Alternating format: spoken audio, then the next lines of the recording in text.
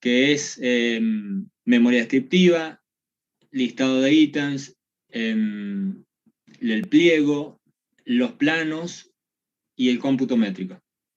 Vamos a dejar la parte de aportes para el TP2. Así que bueno, eso es todo lo que corresponde para este TP1.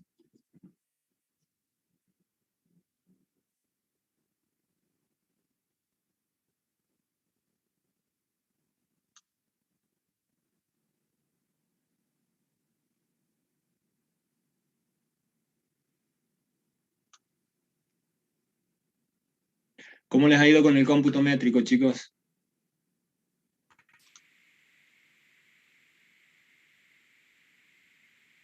Bastante largo, pero bueno, se puede llevar. Bien.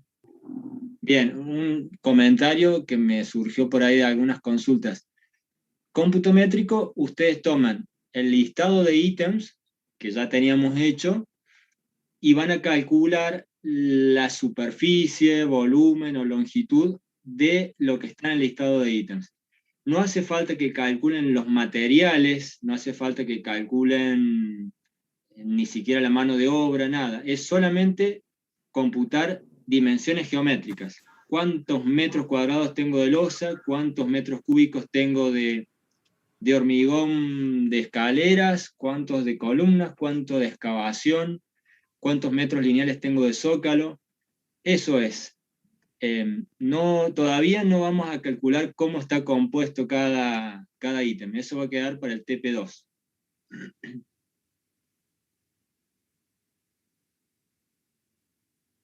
Profe, yo tenía una duda también respecto a la diferencia entre número de partes y cuando es cantidad parcial y total. No sabía cómo diferenciar bien cada una. Bueno, habría que ver cómo tenés armada la planilla, pero el número de partes es, supongamos que una misma sección de columna se repite varias veces en una planta. Entonces, para no estar sumar las longitudes totales, pones la longitud de una columna y lo vas a multiplicar por la cantidad de veces que se repite. Claro, pero por Es- ejemplo, si yo tenía, sí. por ejemplo, cuando hicimos el cómputo de instalaciones de agua fría, detallamos, por ejemplo, no sé, inodoros, y teníamos 6 inodoros. ¿Eso va directamente en cantidad parcial? Buen punto, O- ¿sabes por qué? Porque para todo lo que es instalaciones, nosotros adoptamos como unidad de medida global, ¿sí? Entonces, al adoptar la unidad de medida global, el valor es unitario. Para el cómputo métrico, en las instalaciones vamos a decir que vale 1, global 1. En el trabajo 2, cuando hagamos la parte de aportes, ahí sí vamos a decir, bueno, este global 1 está compuesto por 10 inodoros, 10 bidé, 10 duchas, como sea. O este hormigón, este metro cúbico de hormigón está compuesto por 350 kilos de cemento más 0,9 metros cúbicos de arena, ¿está? Eso lo vamos a hacer en el trabajo práctico 2. Para este TP1, en las instalaciones van a poner valor global 1. Perfecto. Y, o sea, en cantidad parcial y total también deberíamos poner uno. Va a ser 1. Sí, sí, sí. Perfecto. Siempre que tengas global, el valor va a ser 1. Bueno, Distinto es cuando tengas número. Por ejemplo, a veces en carpinterías, la unidad de medida es número. En ese caso vas a poner la cantidad de puertas iguales que tengas. Profe, en las ¿Sí? instalaciones, ¿sería global todo lo que es accesorios o sea, tenemos que computar los metros de cañería? No, eso va a ser en el trabajo 2. Para todo lo que es instalaciones que hemos adoptado como unidad de medida global, va a ser el valor 1, sin calcular cañería, sin calcular artefactos, ni accesorios, ni codos, ni nada. Va a ser valor 1 y el saber cómo está compuesto ese ítem lo vamos a hacer en el trabajo 2. En el trabajo 2 vamos a ver cómo está compuesto cada ítem y determinar el precio de cada ítem para poder sacar el costo y el precio de la obra. ¿Ahí está?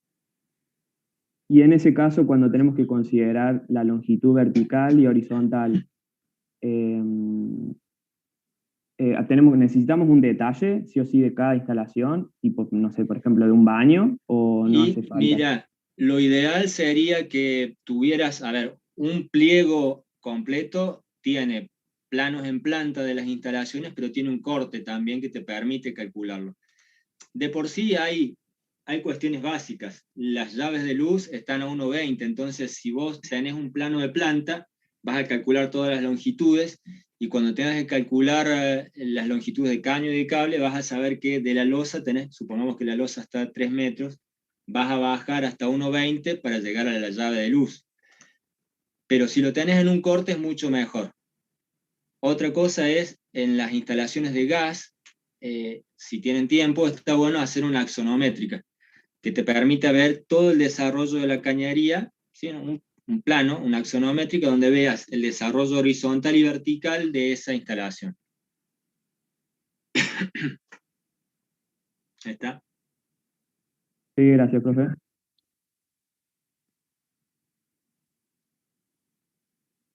Profe, nosotros tenemos un techo de estructura metálica con cubierta de chapa. En ese caso, también contamos como global, por ejemplo, los perfiles, o sea, todo por metro cuadrado, ¿cómo se computaría?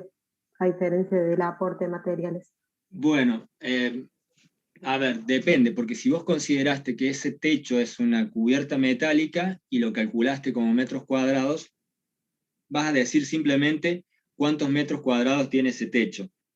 Y en el trabajo 2 vamos a decir, bueno, a ver, un metro cuadrado de techo está compuesto por 2 metros de perfil, más perfiles C para las correas, más los tornillos de sujeción, más todo eso, ¿sí? Pero ahora solamente computarías metros cuadrados de esta cubierta de techo metálica.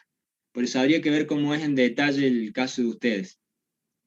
Pero lo más sencillo es eso, es decir, bueno, es un techo metálico, es una cubierta metálica, calculo los metros cuadrados que tengo de esa estructura, y para este trabajo, para el cómputo métrico, es eso. Ya en el trabajo 2 sí vamos a ver cómo está compuesta ese ítem.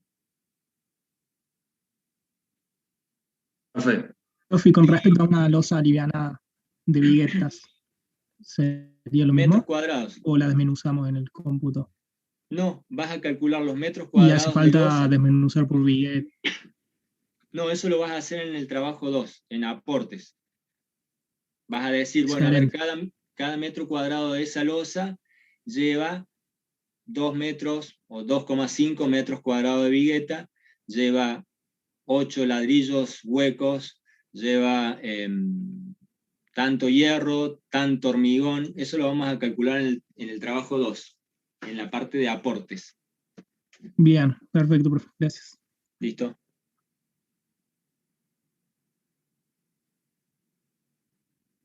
profe, Bueno, chicos, sí, perdón. decime.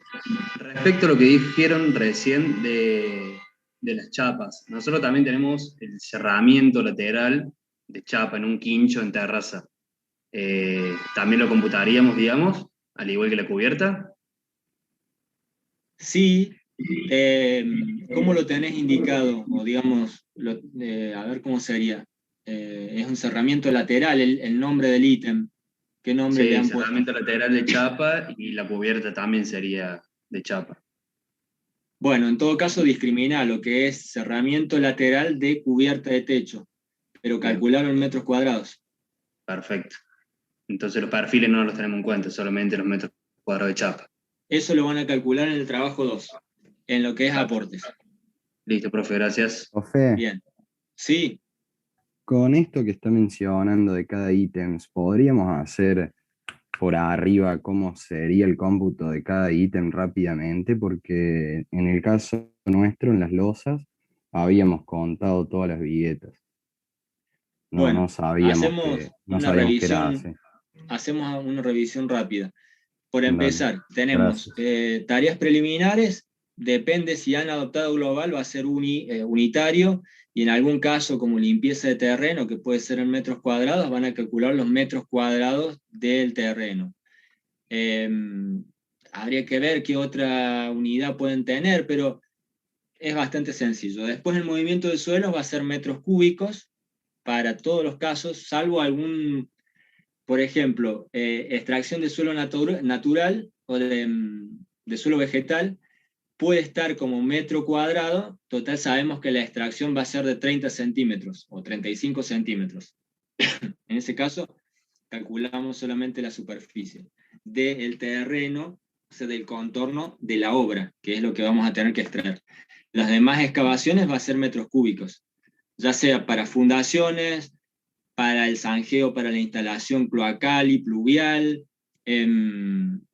si tenemos cocheras, bueno, toda esa excavación va a ser en metros cúbicos.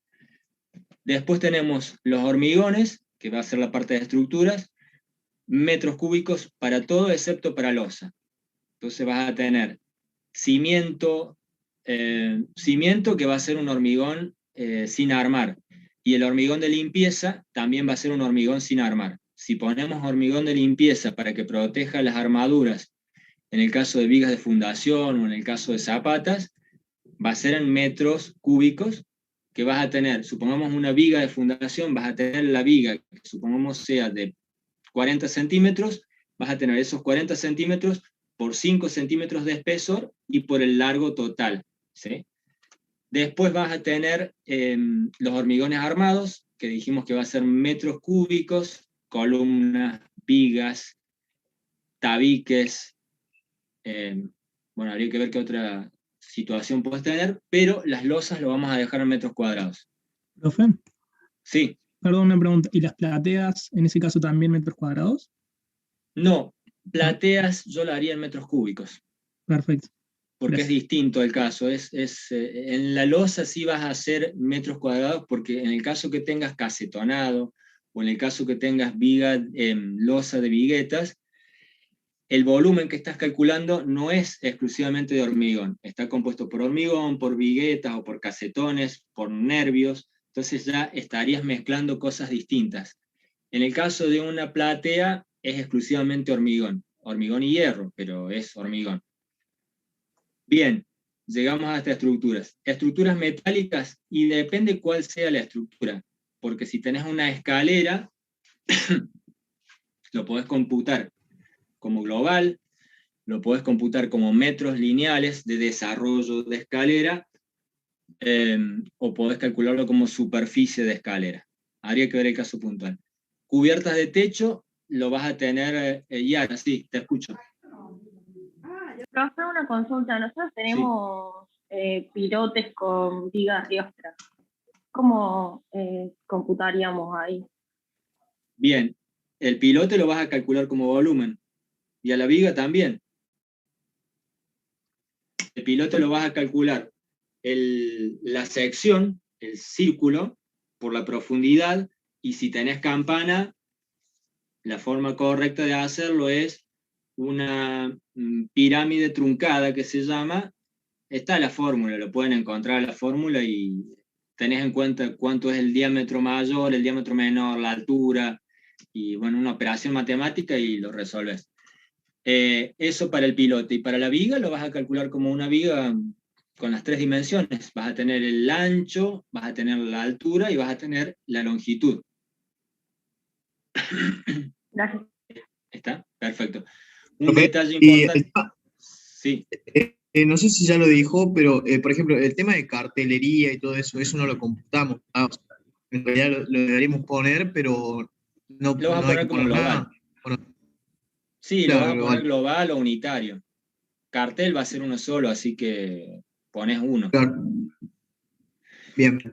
Una cosa importante, bueno, antes de seguir, estamos esperando a la profe, que estaba un poquito demorada, así que mientras tanto, cualquier duda o consulta, estamos para eso.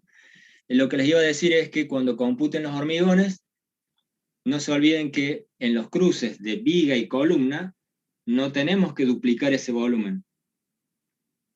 Si adoptamos que la columna la vamos a computar desde la viga de fundación hasta arriba, cuando calculemos las vigas en los sucesivos pisos, vamos a descontar ese ancho de columna, porque si no estaríamos duplicando ese volumen de hormigón. Si bien es poco, pero son muchos encuentros y estamos haciendo un cálculo erróneo. Entonces, tenemos que ir descontando eso, o teniendo en cuenta, a ver, ¿a qué le damos prioridad? ¿A la columna y ponemos todo el largo de la columna? ¿O nos preocupamos por calcular cuál es la longitud total de la viga en una planta? Y en ese caso las columnas las vamos a calcular entre losa y losa. Lo mismo para las losas en el encuentro con las vigas. No superpongamos el volumen de losa con el de viga. Calculamos la superficie de la losa contenida entre las vigas, y de esa forma nos evitamos duplicar ese volumen. Bueno, íbamos por estructura metálica, después pasamos a las mamposterías. Lo vamos a hacer mampostería de fundación, aquellos que tengan mampostería de fundación, lo vamos a hacer en metros cúbicos, y mampostería de elevación la vamos a hacer en metros cuadrados. Cuando tenés platea, para quien me planteaba recién Matías, generalmente no tenés mampostería de fundación. Pero bueno, hay que ver el caso. Si la platea está muy por debajo del nivel de terminación, vas a tener que hacer una mampostería de fundación. Bien, estamos en mamposterías. ¿Profe? Sí. Sí, perdón, la mampostería de elevación, ¿la contamos entonces desde el zócalo, los que sí tenemos mampostería de fundación? ¿O desde el nivel del piso y se desprecia eso? La mampostería se divide, o sea, vos tenés mampostería de fundación hasta llegar a la capa aisladora. De la capa aisladora hacia arriba, Sí. todo es mampostería de elevación, y de la capa aisladora para abajo, todo es mampostería de fundación. Ese es el límite. Sí, esa capa aisladora debería estar unos 5 centímetros por arriba del nivel del piso terminado, entre 0 y 5. Pero el límite te lo marca la capa aisladora. Claro, sí. Pasa que no sabíamos si despreciar esos 5 centímetros y computar la de elevación desde el nivel de piso o no, por eso preguntaba. No, la forma correcta es tomar desde la capa aisladora y bueno, tener esos 5 centímetros, sumárselo a la mampostería de fundación y descontárselo a lo de elevación. Bien. Buenísimo, gracias. Bien, sigo entonces. Después tenemos aislaciones, va a ser en metros cuadrados, ya sea la capa aisladora que va en los muros, como la aislación que podamos tener bajo contrapiso, que va a ser un film de 200 micrones, suele ser, va a ser una superficie, o si tenemos un tabique, porque tenemos cocheras en subsuelo, todo ese tabique hay que aislarlo de alguna forma del suelo que va a estar conteniendo, que puede ser con una pintura asfáltica o algo así, y también va a ser en metros cuadrados. Después tenemos revoques va a ser en metros cuadrados. Un detalle importante, las mamposterías tengan en cuenta de descontar las columnas y las vigas, es decir, mampostería vamos a calcular la superficie descontándole lo que corresponde a vigas y columnas. Vamos a calcular solamente lo que lleva mampuesto, es decir, tenemos las columnas y las vigas, vamos a tener un recuadro. Ese recuadro es el que tenemos que calcular. No le sumemos las vigas y columnas porque eso es hormigón. ¿Está? Ahora, para el revoque, sí, porque la estructura va revocada, entonces ahí sí tenemos que calcular toda la superficie. Bien, revoques, acuérdense que tienen revoque grueso. Sí, ¿alguien hablaba? Sí, ahí te comentaba, por ahí muchos grupos me preguntaban por el tema de la planilla de armadura, de mampostería.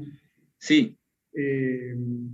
Por ahí aclarar esto, digamos, que diferenciarla de la planilla de locales, que no es la misma y que es una planilla auxiliar, digamos, que justamente le sirve para esta etapa, digamos, cuando ustedes quieran hagan el cómputo y quieran saber qué superficie van a necesitar de mampuestos, quitando justamente columnas y vigas, esta planilla auxiliar les sirve para eso, digamos. Exacto. Después cuando hacemos la planilla de cómputos, si tenemos hecha la auxiliar de mampostería, vamos a dar el resultado final y en una columnita de observaciones le ponemos ver el cálculo en planilla de mamposterías. Y eso es todo, porque ya lo tenemos desarrollado ahí. Bueno. Profe. Sí. Una consulta, porque nosotros, digamos, la mampostería lo hicimos por eje, ¿no? Pero a la hora de hacer el revoque para esos muros, ¿podemos discretizar por local? Por ejemplo, baño planta baja, mortero 1, por así decirlo. Sí, pero ¿por qué lo harías así? Para la planilla de mamposterías. No, claro, porque yo estaba haciendo la planilla de mampostería con los ejes, como nos mostró la clase pasada, Sí. y a la hora de hacer el revoque te se me complicaba bastante porque tenía que o llenar la planilla de ejes o sea, Sí, está clarísimo.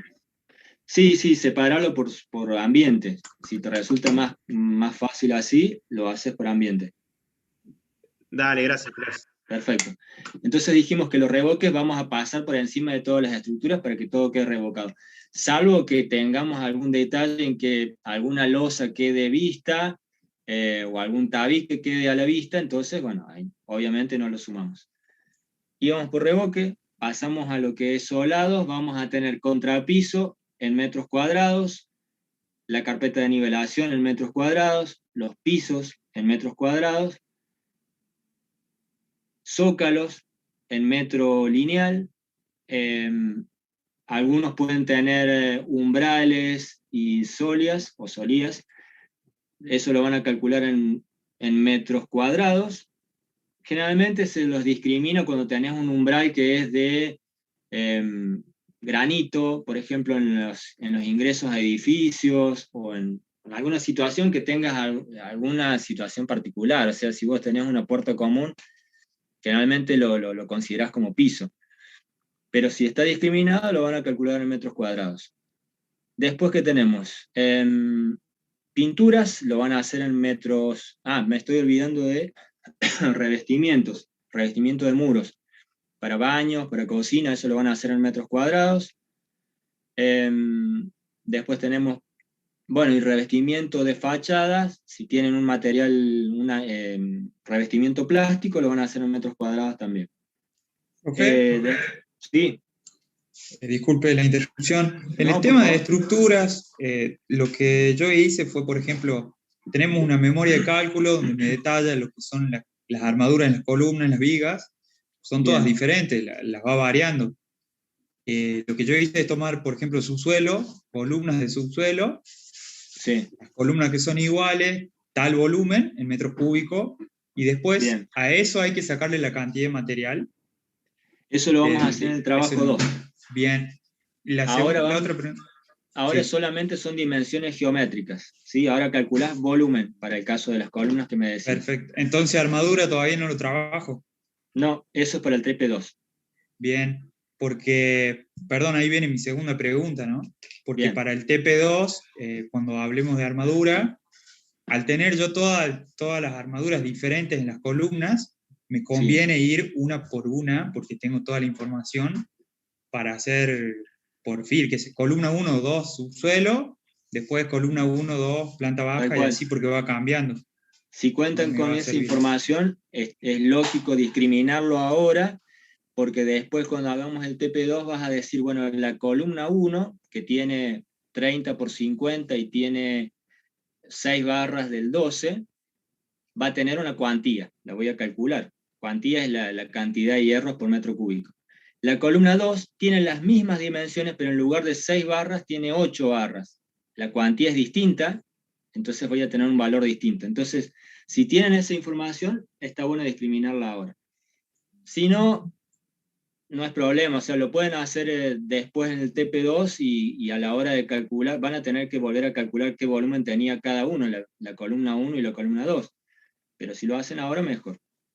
Claro, perfecto. Pasa lo mismo con las vigas. Son muchas vigas, porque tienen diferentes dimensiones todas en el caso nuestro, pero tenemos todos los datos, digamos, si armamos la tabla de cada viga, o sea, una enumerándola, creo que después nos va a facilitar el tema de armadura. Tal cual. Denme un segundito, tengo una llamada. Bueno, ahí va a ingresar la profe. Básicamente les di una idea de cuáles son los ítems generales. Pinturas metros cuadrados, todas las instalaciones va a ser global, valor 1. Y después vamos a tener, ¿qué otra cosa? Mesadas, bueno, eso hay que ver el caso puntual, pero puede ser en metros cuadrados, o puede ser global, como ustedes lo planteen. Y después, limpieza final, parcial y final de obra, eso lo van a hacer como global. En todo caso, bueno, después hacemos consulta con aquellos que tengan dudas.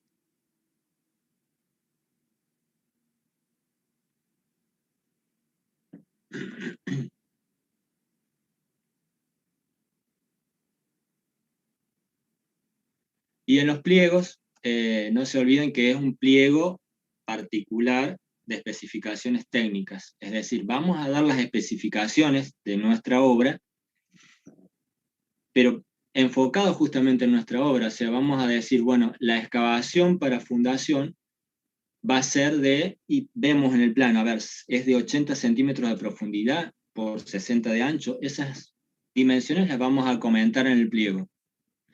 O que las columnas van a ser de 30 por 50 y la armadura va a ser lo que decíamos recién con Pablo, 6 barras del 12. Bien, bueno, lo vamos a comentar sin especificar demasiado. No hace falta que digamos que el hormigón deberá verificar la norma IRAM, ni que deberá cumplir con el CIRSOC, porque eso ya está indicado en el pliego de especificaciones general. ¿Sí?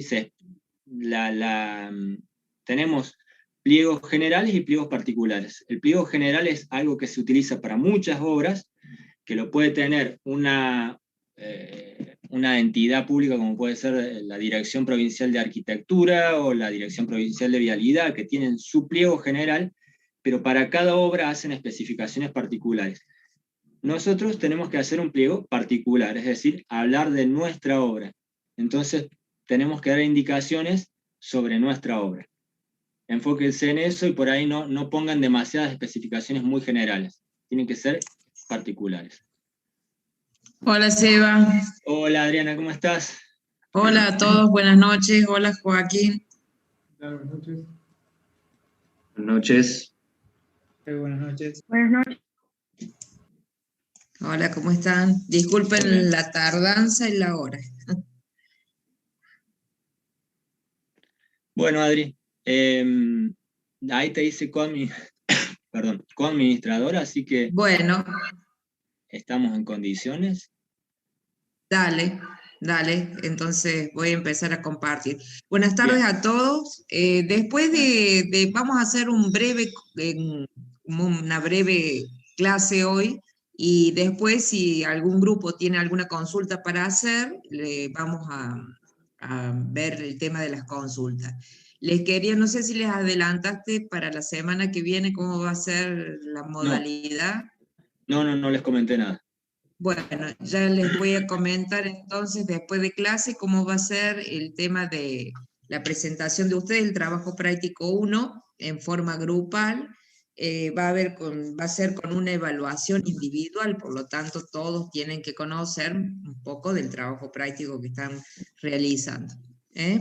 Después de eso yo se los voy a explicar antes de terminar. Bueno, entonces empezamos a compartir.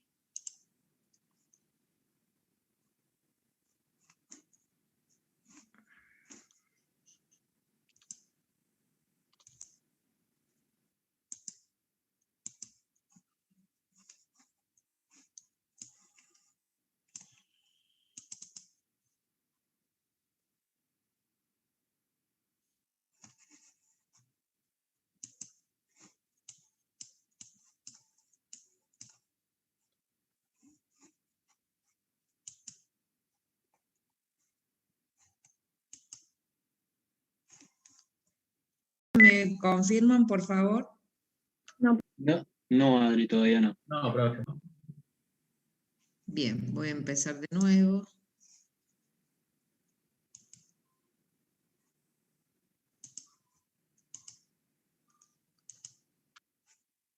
Ahora sí. ¿Están ahí? ¿Se ven? Sí, profe. Ahora sí. Perfecto. Bueno, lo que vamos a ver hoy es la parte de aportes de materiales. En realidad esta parte iba en forma conjunta con el cómputo métrico, pero decidimos a último momento, la semana pasada, sacárselo porque realmente es un trabajo, o sea, es muy simple, pero sumamente laborioso. Entonces por eso decidimos sacarlo y ponérselos en el segundo trabajo práctico. Como este es un trabajo práctico integrador y ustedes tienen que ir haciendo distintas etapas, es prácticamente lo mismo. Yo creo que con todos ustedes, tanto yo como Seba y ahora Joaquín, les habrá dicho en algún momento, eso lo pueden dejar para después porque lo van a ver en la parte de aportes de materiales. Bueno, esto es Adri, aporte de materiales. perdón Adri, recién mientras esperábamos varios casos, me acuerdo puntualmente de Pablo, que les mencioné. Sí. Lo que van a ver ahora es lo que me preguntaba Pablo recién de cómo incluía los hierros dentro de las columnas, es aporte. Claro, exactamente. Hoy lo que vamos a ver, porque el cómputo que ustedes tienen que hacer, o sea, para la presentación de la semana que viene, en realidad es una medición muy simple. En función del listado, van siguiendo el listado, en algunos ni siquiera tienen que hacer una gran medición, porque por ejemplo las instalaciones lo ponen como global 1, ya está, suficiente. Sabemos que tenemos una instalación cloacal, una instalación de agua fría y caliente, una instalación eléctrica. Después, cuando vamos a la parte de aportes, ahí es donde se desarrolla todas las etapas y cada cosa de las instalaciones, desde las cañerías, desde los accesorios, desde todo lo que se va a colocar. Bueno, entonces ahí sí entramos en el detalle de cada cosa. ¿Por qué hacemos esto? ¿En realidad se hace un cómputo y un aporte y un presupuesto así? No, se hace de otra forma. Pero este es el origen, para que ustedes comprendan y entiendan cómo se llega a todo esto. ¿Por qué? Porque yo simplemente les diría, bueno, en base al cómputo que tienen, entren a algún programa de computación, algún software que les resuelva esta parte de aporte de materiales, donde les tira la cantidad de materiales necesarios de mano de obra, tanto de oficiales como de la parte de ayudantes, y los equipos necesarios. Pero bien, está fantástico, eso es lo que podríamos hacer y simplificar el tiempo. El tema es quién carga esos programas y cómo se cargan. Entonces, cuando uno sabe de dónde viene todo esto y qué cosas hay que tener en cuenta, esa carga se puede ir modificando y uno ya lo tiene en función de los registros de trabajos anteriores propios o ajenos que condicen con la realidad nuestra, ¿no es cierto?, de nuestro trabajo. La gente que hace vivienda tiene un consumo de materiales, la gente que hace obras viales tiene otro consumo de materiales, la gente, o sea, el tema del desperdicio depende del tipo de obra, del tipo de contrato, del seguimiento, hay tantas variables que si bien nosotros ahora vamos a tomar también, los vamos a guiar a través de tablas, y los vamos a guiar a través de revistas o de programas, porque lo pueden hacer, si ustedes saben manejar algún programa, lo pueden tranquilamente hacer. Pero, ¿qué pasa? Queremos saber cómo se originan estas tablas, cómo nacen estos aportes, quién es el que dijo que el consumo para un metro cúbico de hormigón, por ejemplo, en base a 133 es 300 kilogramos de cemento, 0,65 metros cúbicos de granza y 0,65 metros cúbicos de arena. ¿En base a qué se hizo eso? Bueno, eso es aporte de materiales y hoy vamos a hablar un poquito de eso, simplemente para que lo tengan en cuenta. Y después, cuando ustedes estén trabajando sobre la parte de aportes que va a ser para la segunda entrega, juntamente con la parte de presupuesto, sepan de dónde sale, cómo es el criterio, y ahí lo van a tener un poco más claro. Ahora es como que todavía están, supongo, en el pliego y están en la medición. Quiero creer eso. Cualquier cosa me van diciendo.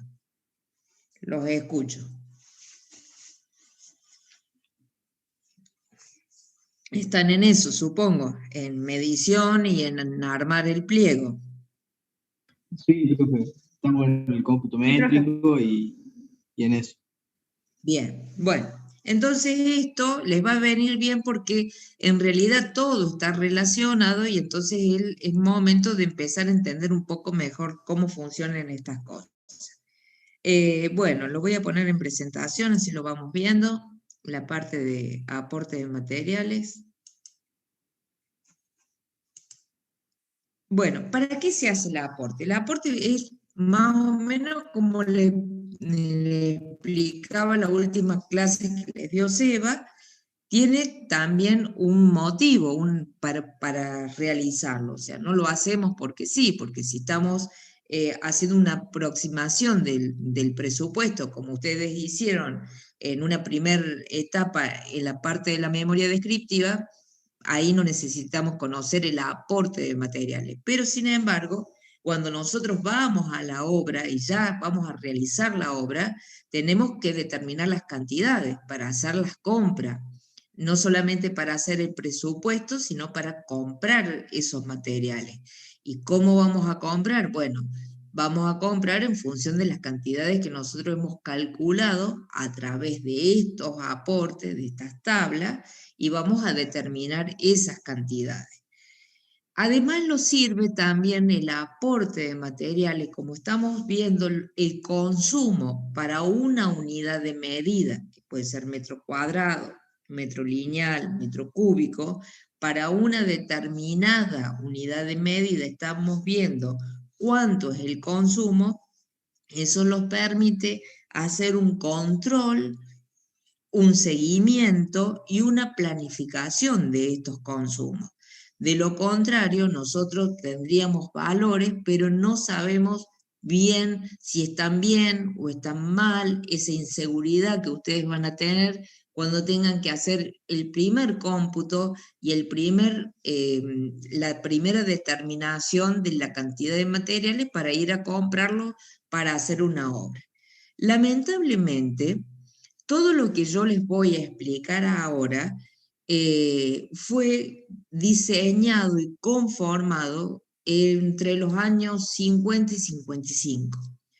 Estas tablas, estas planillas, que ya las vamos a ver, y datan de esa época, o sea, no estamos hablando de época ni siquiera a lo mejor de sus padres, anterior a sus padres, o en algunos casos puede ser de sus abuelos, cuando se conformaron estas planillas.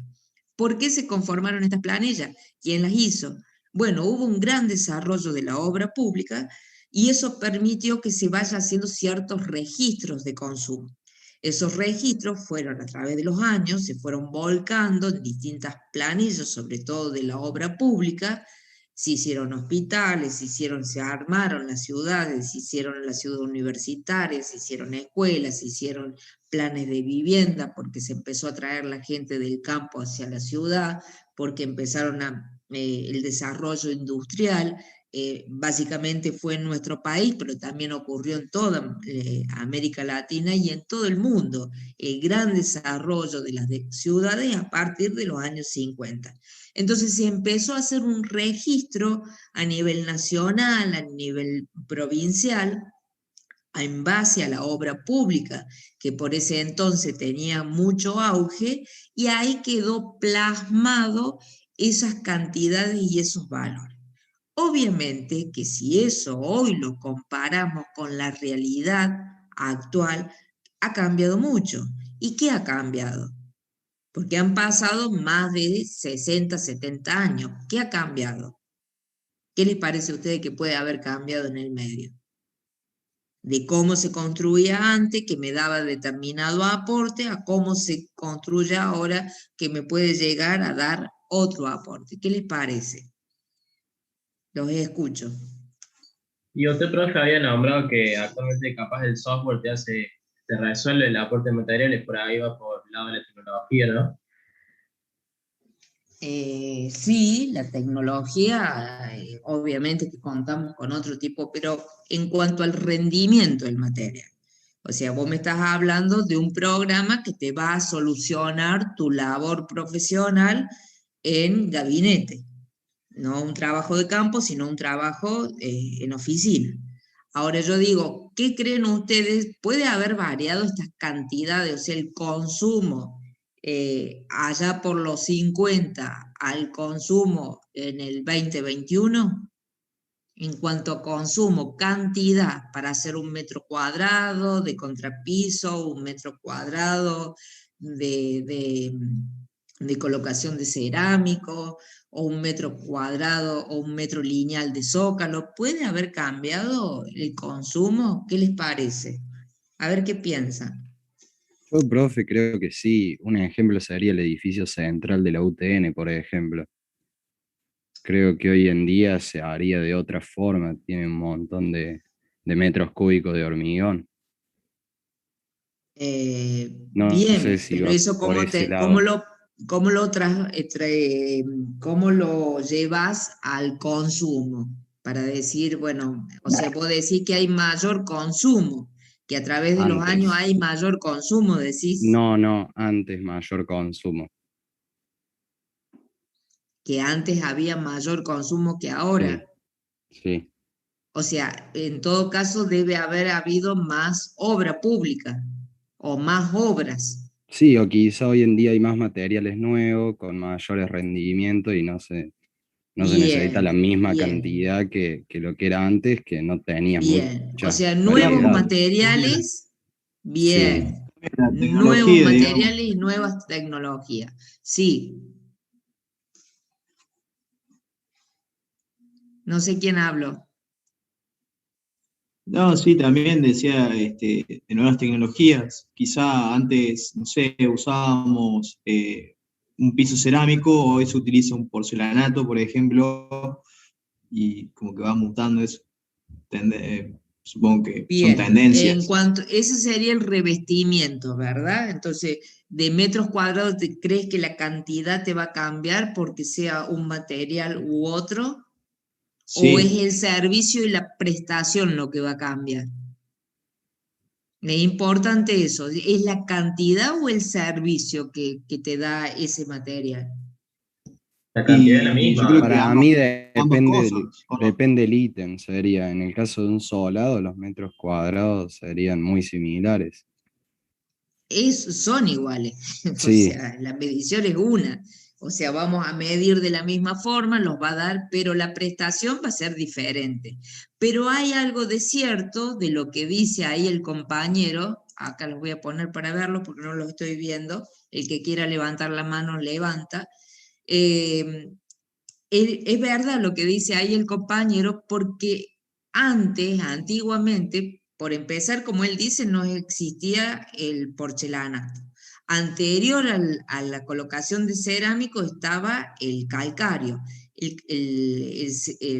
La baldosa calcárea no se colocaba con pegamentos, se colocaba con mortero, con un mortero, o sea, bueno, saben la diferencia entre hormigón y mortero. Pasa por la cantidad de áridos y la prestación que tiene. Ya lo vamos a ver. Entonces, les decía, sobre un contrapiso, con una mezcla o mortero, se colocaba la loseta o la baldosa calcárea, que son las que se usan ahora nuevamente, que con alguna figurita, esas típicas rojas de escuela de 20 por 20 o color amarillito, que en algún edificio público viejo lo pueden ver, o en una casa muy antigua. Luego se pasó al cerámico. Cuando se pasan al cerámico, el cerámico, al tener otra característica, el material, y al ser más finito y demás, ¿qué hizo? Hizo que fuese necesario otra implementación diferente, el uso de una carpeta de nivelación con cierta terminación, con cierta pendiente, para que se adecuara a los cerámicos, y ese cerámico se colocaba sobre la carpeta con un pegamento especial para cerámico. Entonces, hubo un cambio de tecnología, hubo un cambio de prestación y hubo un cambio de materiales y de los usos de materiales. En eso sí hubo cambios. Esos cambios no fueron reacondicionados. Ustedes hoy, si han bajado las últimas versiones del Chandia, están con algunos ajustes, pero ustedes van a ver, hay cosas que están como, ahora cuando han hecho el listado se habrán dado cuenta, hay cosas que están como obsoletas en cuanto a materiales, en cuanto a cosas que no se usan, en la parte de los conductos sobre todo, conductos de hierro que no se usan más, porque ahora todo es de PVC.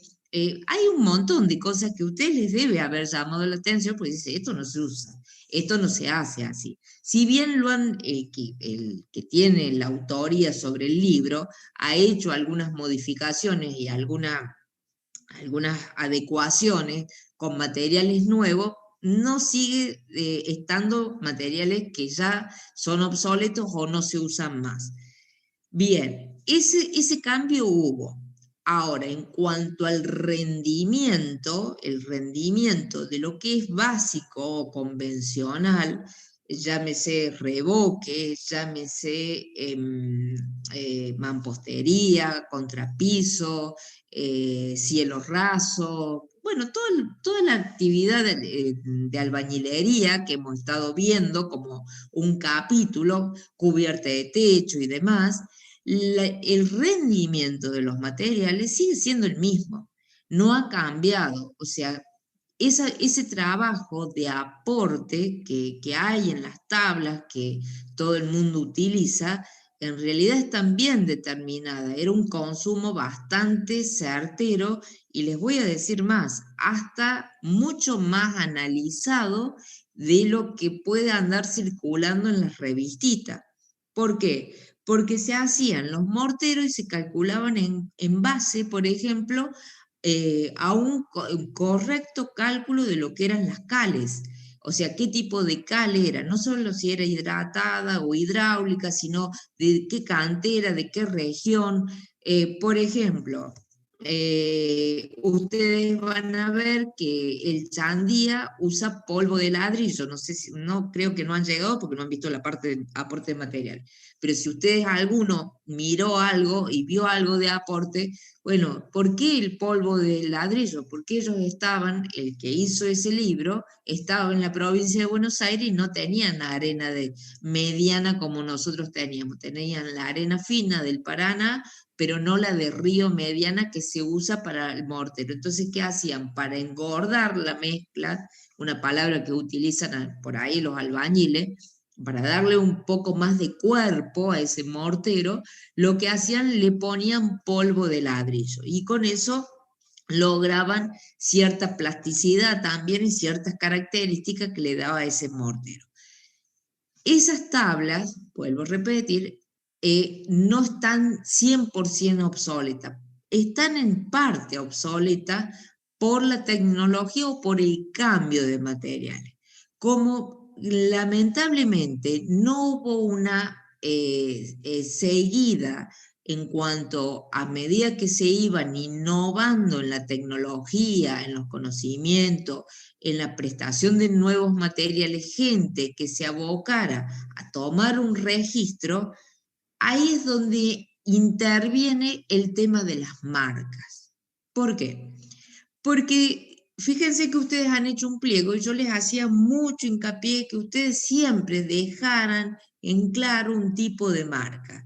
¿Por qué? Porque yo con la marca, si es una marca líder, yo tengo la certeza que lo que me va a decir en el catálogo o en la bolsa o en el envase donde venga el producto es 100% cierto, porque a ninguna marca líder le va a interesar engañarme en cuanto a cantidades. Entonces, yo compro una lata de 4 litros de pintura Alba, por decir algo, y me va a dar un rendimiento de 3 metros cuadrados, y con 2 manos, y el rendimiento va a ser 3 metros cuadrados. será 5 centímetros más, 5 centímetros menos, pero alrededor de eso tengo la certeza que esa marca me cumple. Ahora, si compro marca El Jilguero o marca XX, seguramente la prestación me dice en la lata de 4 litros que va a ser de 3 metros cuadrados y con 2 manos, y termina siendo de 1,5 metros, porque le tengo que pasar 4 manos para que quede más o menos pareja esa pintura. ¿Se entiende esto? ¿Me van siguiendo? Sí, profe. Bien. Entonces, ahí es donde, al no haber elementos, nosotros tenemos que recurrir a las marcas. Y si son marcas específicas, líderes en el mercado nacional, internacional, mucho mejor, porque tenemos cierta certeza de que eso cumple en cuanto al rendimiento que dice la marca tener. Bien. Hay materiales que por ser súper innovadores no tenemos rendimiento, y sí, hay materiales, permanentemente salen al mercado cosas nuevas que nosotros, bueno, ahí tenemos que llevar un registro propio. ¿Cómo lo evaluamos? Y sí, ahí podemos tener alguna complicación en cuanto al rendimiento, pero como todo está relacionado con morteros, hormigones, cales, el agua de amasado y otras características que son básicamente fundamentales para todo lo que es trabajo de albañilería, no voy a errar mucho. A lo sumo, si yo quiero tener más certeza, voy y hago una planilla de mi dosificación en cuanto a mi criterio como ingeniero de cómo tiene que ser ese mortero o cómo tiene que ser ese hormigón. ¿Se entiende esto? Eso ya lo vamos a ver también. Entonces, volviendo un poquito a lo anterior, estas tablas, aún a pesar de lo antiguas que son, de contar con más de 70 años, siguen teniendo vigencia. Y otra cosa que hay que evaluar es el tema, que es una pregunta siempre que ustedes me hacen, permanentemente los hacen todos los años, el tema de el desperdicio. Y en el desperdicio hay que tener mucho cuidado, porque generalmente, ¿qué pasa? Ustedes van a comparar, y me gustaría que lo hagan solamente por inquietud propia, ahora que están cursando, que no tienen la responsabilidad de estar haciendo una obra y que sean ustedes los responsables o encargados de obra, que vean algún aporte de cualquier cosa, una mampostería, un mortero para una mampostería o para la colocación de un cerámico, y lo comparen con una revista. Y van a ver que hay diferencias por ahí sustanciales, o en el caso de los hormigones, que es fácil de verlo, de visualizarlo, esto que les decía, 300, 0,65, 0,65, y lo comparen. Porque el tema del desperdicio ha hecho que la gente automáticamente le vaya sumando el 10%. ¿Sacado de dónde? No tengo la menor idea, pero todos le ponen un 10% por las dudas. Entonces, cuando terminan la obra, tienen para hacer o dulce de cerámico, o dulce de mampostería de ladrillo hueco, o dulce de bloques de ladrillo para losa, porque no saben qué hacer con tanto material, porque no es poco el que les sobra. O sea, si usted en 1 metro cuadrado para ladrillos de losa te dice que son 12,5, y vos decís, bueno, le agregamos, son 2 ladrillos, o si le agregas un 10%, 2 ladrillos por metro cuadrado. Si tenés 200 metros cuadrados, son 40 ladrillos. Y así anda dejando cada obra. O sea, es una barbaridad. Si a eso, a su vez, alguien vino y le agregó otro 10%, que suele ocurrir, terminamos teniendo tablas con valores que no se sabe ni de dónde salieron. Entonces, esto es lo que ustedes tienen que saber. Lo mismo pasa con los programas. Entonces, antes de utilizar o una revista, o un software, o un programa, lo que ustedes utilicen, o un libro, lo que ustedes, verificar esos valores. O sea, no ir y copiar y pegar.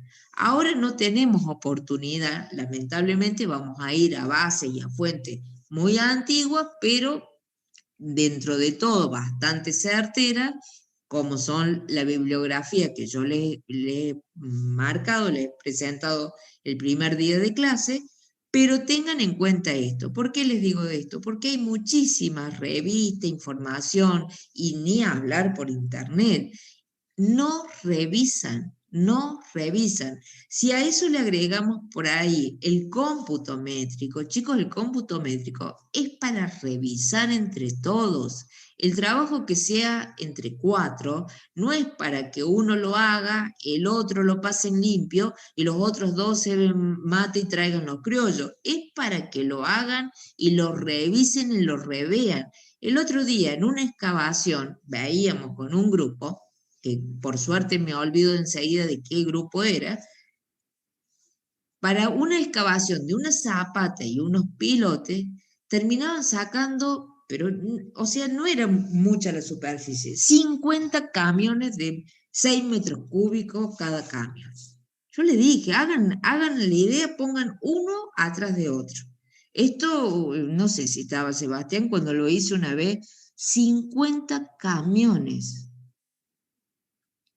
¿Ustedes toman idea, dimensión, lo que es eso?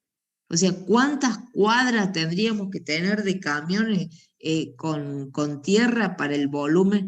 Quiere decir que algo no funciona. Y bueno, lo mismo va a pasar cuando vean cifras en mampostería, cuando vean en revoque, alguien que mire, decir, bueno, mira, acá ya lo computé, verifícalo vos, fíjate si hay algún número que te suena raro, distinto, que te parece mucho, llévalo a valor comercial. Ahora todavía están en cómputo, pero cuando vayan a aporte, por kilos de cemento, no me dice nada, lo llevas a bolsa. Y si vos estás haciendo un revoque y te dio 1000 bolsas de cemento y no, algo no anduvo, serán 100, serán 10, pero no van a ser 1000. Hay un 0, un punto, una coma que se escapó. Esas son las cosas que ustedes tienen que saber. Lo otro lo van a sacar de internet, lo van a sacar de cualquier lado, pero esas son el criterio que uno pretende desde la cátedra, que pretendemos todos, es que ustedes tengan, que sean críticos de ustedes mismos. Porque acá, por suerte, si se equivocan no pasa nada. En la calle, si se equivocan, ya le digo, después tienen que cargar esos ladrillos que compraron de más, llevárselos a su casa y dormir, o sea, hacerse un colchón de ladrillo porque no tiene dónde ponerlos, o bien pagar el costo de esos ladrillos. Y eso, o sea, parece gracioso, parece que estoy haciendo un chiste, pero no es chiste, es real, eso pasa permanentemente, se compra por demás. Y ahora esta onda de comprar por pallet. Claro, uno va a los grandes centros de compra de materiales, todo te lo venden por pallets, y el negocio de ellos es vender. Entonces, por ahí no me conviene. Si yo necesito, bueno, compraré 3 pallets y lo otro lo compraré en otro lado, donde me lo fraccionen. O sea, también la unidad de venta yo lo tengo que saber medir. No al punto que me falte material, pero sí al punto de hacer un buen control. ¿Vamos hasta acá? Sí, profe. ¿Algo que quieran preguntar? ¿Se entiende esta? Sí. Cuando hablaba usted hace un ratito de este tema de poner marcas, según yo había entendido, la clase que hablamos de pliego, por ahí no cerrarlo tanto, sino decir tal marca o de otra calidad superior. ¿Puede ser? Claro, pero vamos sobre lo mismo. Es justamente lo mismo. Yo me aseguro, si yo te pongo calidad pintura alba, para volver al ejemplo anterior, o calidad superior, vos no te podés ir a una marca de las grandes tiendas de venta de materiales de construcción. porque sabés de que es de calidad, el pliego te está diciendo, yo ahí de alguna forma me cubro de que esa calidad sea, o sea, que ese rendimiento sea el que yo he estipulado a través del presupuesto, porque si no me modifica el presupuesto. A lo mejor compro una calidad inferior, un 20, un 30% menor, pero me van, en vez de ir 4 latas, me van 20 latas. Entonces no me sirve. O sea, el presupuesto mío quedó mal, quedó desfasado con respecto al cálculo, por todo esto que yo vine haciendo. ¿Se entiende? Entonces, esta determinación hay que tener bien en cuenta que lo que estamos haciendo, esta determinación de la cantidad, sea por el catálogo, sea por una tabla, sea por, es siempre a priori, o sea, es una estimación. Yo, si quiero tener la certeza de que eso va a ser así, que de hecho las empresas constructoras lo tienen que hacer porque se cansan de renegar con estos temas, o que le falta, o que le sobra, o que no llegan con la cantidad de materiales y después no se consiguen. Por ejemplo, en este momento, usted si se computó mal la cantidad de desperdicio que tiene en la colocación de cerámico, o no hizo un plano de corte, que nadie más hace planos de, o sea, con todos los cortes, el detalle de los cortes de los cerámicos, entonces después se desperdicia un montón. ¿Saben lo que es un plano de corte con los cortes? ¿Han visto alguno? Yo creo que estoy hablando de 1810 más o menos. ¿Cómo No, plano profe. de corte, profe? Creo que no.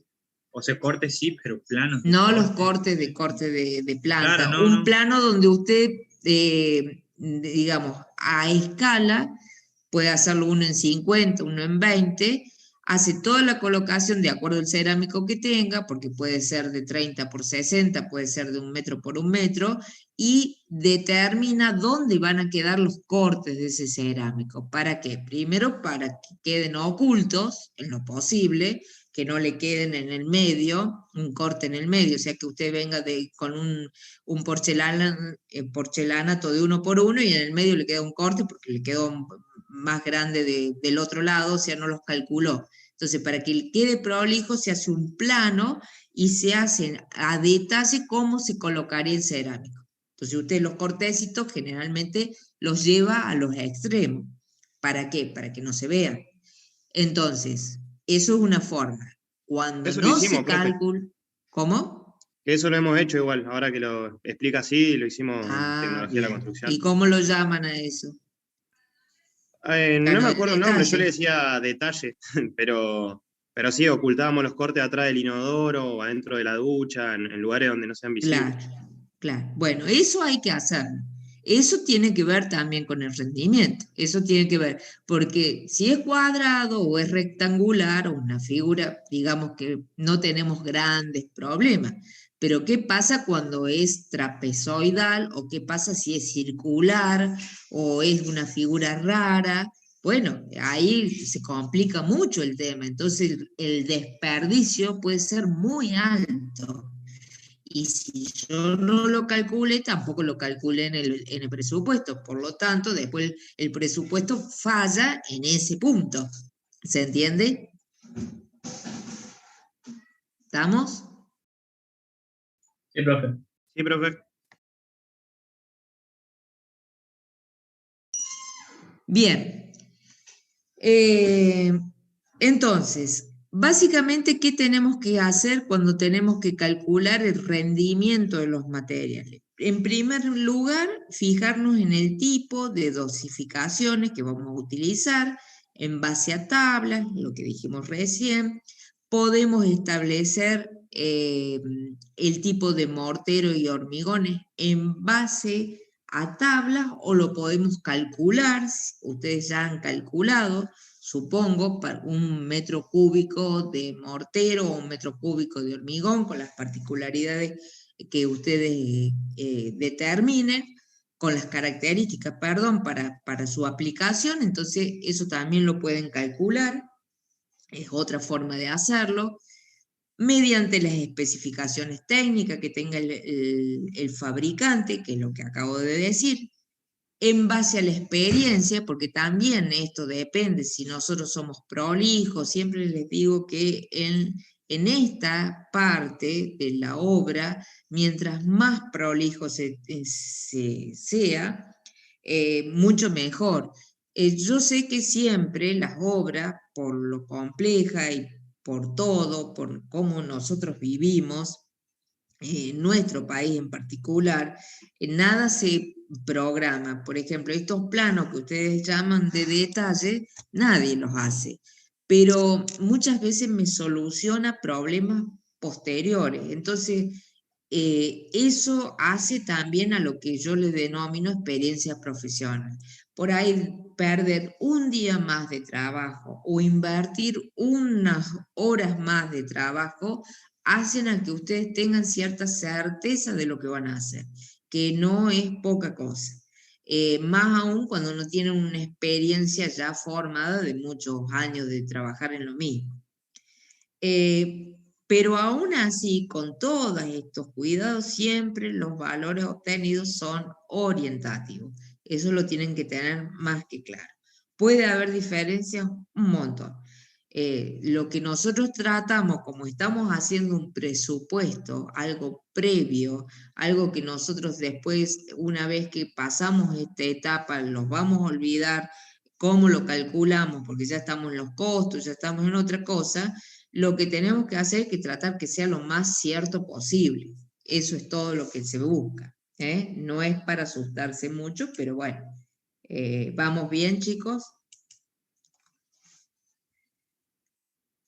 ¿Qué tenemos que conocer de los materiales? ¿Qué cosas nos van a ayudar a nosotros a tener un conocimiento? Bueno, también influye mucho el control que nosotros hacemos previo, durante, en el momento de la colocación, o sea, todo eso ayuda. El buen mantenimiento de los materiales. Si yo traigo un pallet de cerámico, pero los dejo en cualquier lado y pasan permanentemente con áridos, con varillas de hierro, con lo que sea, y bueno, a lo mejor se me rompen, y se me rompen por estar almacenados, ¿no? Porque los coloqué o porque no hice los cortes. A lo mejor hice el plano de corte, el colocador es muy bueno, todo lo demás, pero no lo dejé en un lugar adecuado.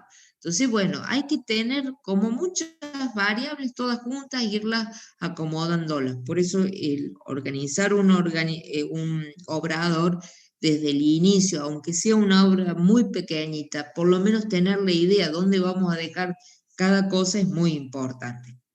Bueno, por supuesto el peso, la granulometría, las dimensiones, eso es algo que nosotros tenemos que conocer, o sea, no es lo mismo que traigamos supongamos, compramos ladrillo común, si no conocemos cuáles son las dimensiones, y bueno, los traen un ladrillo de 20 por 20 los da lo mismo, porque decimos, o una bovedilla los da lo mismo, y no es lo mismo.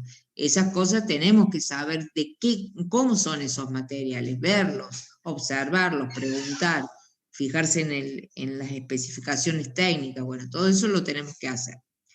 En cuanto a lo que es la parte de ejecución, bueno, saber, conocer la técnica es muy importante. Una cosa es colocar el material seco, otra cosa es colocarlo húmedo, otra cosa es que si se coloca húmedo nosotros lo coloquemos seco, no va a tener el mismo rendimiento, ni la misma prestación, ni las mismas características, entonces después voy a tener que gastar en otras cosas. Bueno, que esté limpio, obviamente, el material tiene que estar limpio, la obra no es precisamente un lugar muy limpio, entonces ya de por sí los lleva mucho tiempo mantener de por sí los materiales en condiciones, entonces bueno, a su vez tenemos que verificar en el momento de la colocación que estén limpios. Una de las cosas más comunes son los áridos por lo general tienen un costo y mucho más barato si vienen no tan limpios. Entonces hay que hacer un trabajo de limpieza en el momento hay épocas que no se consiguen, o hay dificultad para traerlos, o el motivo que sea, bueno, entonces hay que ver que estén en correcto, porque después el rendimiento tampoco va a ser el que yo estipule. Bueno, las mezclas y batidos tienen que ser los correspondientes. Si estoy haciendo en forma manual y no tengo una mezcladora, y bueno, las cosas van a empezar a complicarse, obviamente. El agua de amasado, esto lo han visto en tecnología de los materiales, y han visto, bueno, todo eso, la influencia, no solo de la cantidad correcta del agua, sino del tipo de agua y las características y todos los problemas que me puede traer. Bien, lo que dijimos recién, la utilización de marcas reconocidas o líderes, ya que estas nos los aseguran. Mayor control de calidad, obviamente, mayor seguridad, como decíamos recién, en cuanto a los rendimientos, menor posibilidad de que yo me vaya y me queje, y en el caso de que yo me queje, que me hagan una devolución de ese material que me pudo haber salido fallado.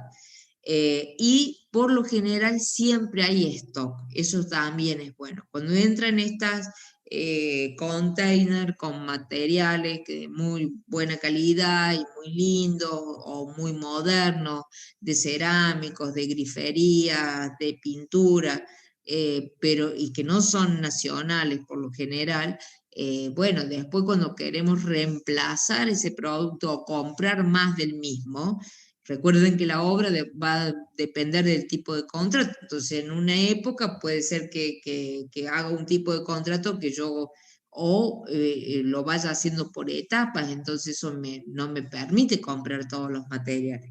Entonces, después no lo consigo más. Eso también hay que tenerlo en cuenta. Bien, esto con respecto a los materiales. Para eso hay una serie de tablas, como la que estamos viendo acá. Esperen, se me fue. Aguárdenme un segundo. Bien. Son tablas sacadas de los trabajos prácticos de ustedes, chicos. O sea que puede estar pésima. Les doy como una referencia. Después ustedes busquen, vean qué tabla es la que les conviene. Yo les voy a mostrar varios tipos de tablas. Generalmente cuando nosotros vemos la parte de aporte, vemos la parte de aporte de materiales, que es lo que acabamos de hablar, la parte de aporte de mano de obra, que ya vamos a hablar, y la parte de aporte de equipo. Entonces, fíjense en este caso. Acá tienen las tareas, que ustedes lo que han hecho en el listado ahora y lo que van a hacer en el cómputo métrico. O sea, por el tipo de ítem o subítem, como en este caso, la unidad en que fue medida ese ítem, en este caso metro cuadrado. Esta planilla es una de las tipos que ustedes van a tener que hacer cuando vayan a hacer la parte de aporte. La cantidad del ítem, en este caso 5 metros cuadrados, y acá tienen el desglose. En este caso, ellos han hecho 3 columnas, una para materiales, otra para mano de obra y otra para herramientas y equipo. En esta forma lo han hecho. ¿Les resultó útil? No lo sé, pero bueno, ellos en su momento lo hicieron así. Entonces van haciendo el desglose de, esto es, siempre se hace para la unidad del ítem, cuánto de barniz necesito para 1 metro cuadrado. Siempre es conveniente tenerlo por unidad de ítem, calcularlo y recién ahí yo lo multiplico por la cantidad que yo necesito, en mi caso particular. ¿Por qué? Porque ante alguna variación o modificación es mucho más fácil se modifica, supongamos que yo no conseguí ese barniz que tiene un rendimiento de 0,25 litros por metro cuadrado, voy, lo cambio y reemplazo esto y no tengo que andar reemplazando todo. ¿Se entiende lo que digo? Porque esta parte es como que siempre trabajar con la unidad del ítem. Eso les va a ayudar y les va a simplificar cualquier modificación. No sé si tanto en el trabajo práctico, pero sí cuando ustedes lo hagan realmente para una obra. Bueno, en este caso ellos también, además de sacar los totales de este material en cada uno de estos subítems, también lo han llevado, fíjense, a las unidades comerciales. Por esto que yo les decía recién, ustedes después terminan no comprando 1,25 litros. Ustedes, por ejemplo, en este caso, yo necesito 1,25, no hay forma, son 2 latas de 1 litro. Obviamente, en este caso, 2 latas de 1 litro. De agua ras me hace falta 0,40, media botella, pero no me venden por media botella. Tengo que ir y comprar una. ¿Se entiende esto? ¿Va quedando claro? Sí, pero Esto también lo tienen que ver porque esto ustedes lo van a hacer. ¿Ha quedado ustedes sola? ¿El resto? Estamos, profe. Sí, profe, Bien. se entiende. Estamos. Bien, bueno, sigamos. Después tenemos mano de obra, lo mismo, o sea, acá ellos lo hicieron de esta forma, en 3 columnas, donde tienen la cantidad de oficial para el barniz, para 5 metros, para 1 metro cuadrado, perdón, de barniz por unidad, la cantidad de horas, dice que ocupa 0,6 para realizar en 1 hora 1 metro cuadrado. Eso multiplicado por los 5 me da la cantidad total que yo tengo de horas oficiales para 5 metros cuadrados de barniz, que son 3 horas. Lo mismo de ayudante, eso también ya vamos a ver cómo salen, ya les voy a explicar cómo salen estos rendimientos de la mano de obra. Y lo mismo acá es herramienta y máquinas, pero en realidad no está bien herramienta y máquinas. ¿Ven? Yo acá veo un error. Nosotros ¿qué tenemos? Tenemos máquinas y equipos y herramientas. Máquinas no tenemos, o sea, son equipos. Y el equipo es conveniente ponerlo en aporte, y si son herramientas muy de mano, como pincel, esto me conviene, si lo puedo poner acá, lo pongo, si lo quiero poner, pero si no, casi que les diría que conviene ponerlo como un listado aparte, que ya lo vamos a ver. No importa, es una forma de hacer. Vamos a otro ejemplo. ¿La vieron a esta tabla? Sí, sí. Vamos a otro.